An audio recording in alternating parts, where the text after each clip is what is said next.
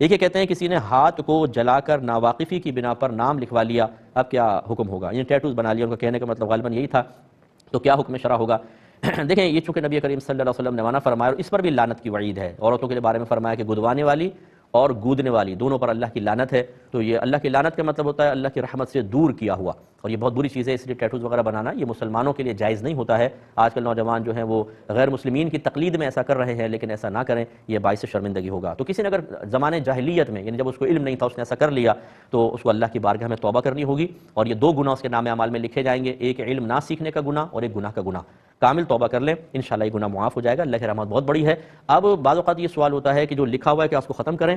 تو اگر آسانی سے ختم ہو سکتا ہے کہ آپ کو ضرر اور تکلیف نہ پہنچے تو بہتر ہے ختم کروا لیں، اور اگر ایسا نہیں ہے بلکہ اور بدنمائی پیدا ہو جائے گی ہاتھ میں اور ضرر اور تکلیف بڑھے گا تو اس کو ویسے رہنے دیں۔ لیکن ہمارے مذہب یہ ہمیں تعلیم دیتا ہے کہ اگر کوئی ایسا ہم قول یا فعل اختیار کرتے ہیں کہ جس سے کوئی ہمارے بارے میں بدگمانی پیدا ہو، تو اگر ہمیں گمان ہو جائے کہ یہ بدگمان ہوگا تو ہمیں فوراً اس کو وضاحت کر دینی چاہیے۔ نبی